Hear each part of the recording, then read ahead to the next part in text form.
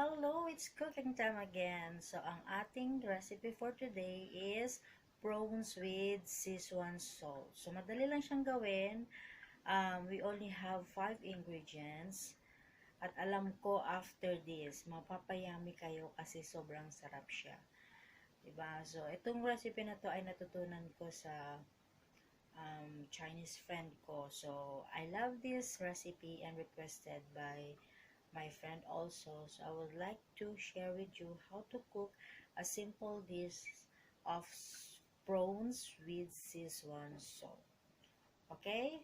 So, these are the ingredients na kailangan natin na ihanda bago tayo magluto. Ito yung prawns. Okay, depende kung ano available sa inyo. And then salt, cornstarch, yung ating Szechuan salt. Okay, mabibili sa mga dry food products, groceries. And then, ang ating pangluto, rice bran, cooking oil.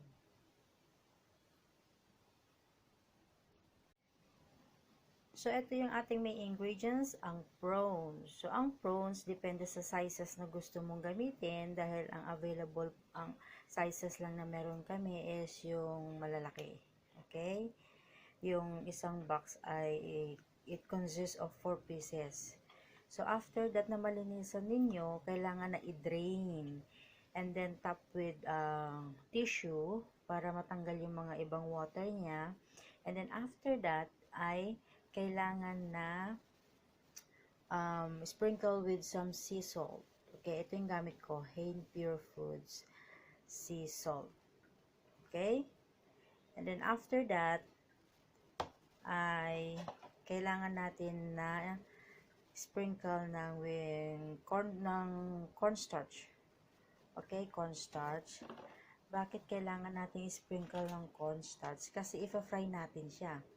So, after ng frying, makikita mo yung texture ng prawns na talagang magka-crunchy siya. Okay? So, tara, umpisahan na natin magluto ng ating prawns of the day.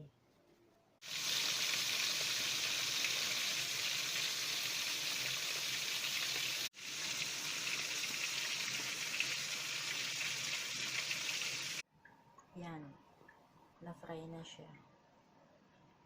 Slightly fry, kasi lulutuin ulit natin siya mamaya. I-fry ulit natin siya. Looks crunchy.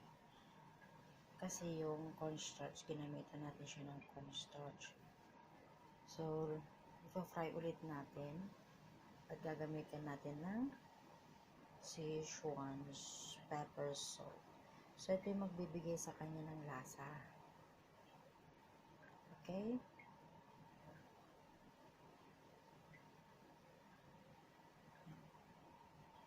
Kaya, yan ang tinawag na Szechuan Pepper Salt with shrimp.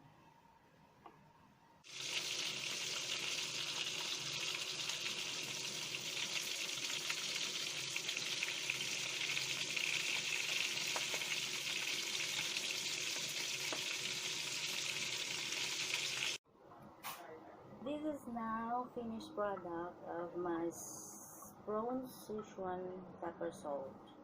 Okay, so don't forget to subscribe to my channel and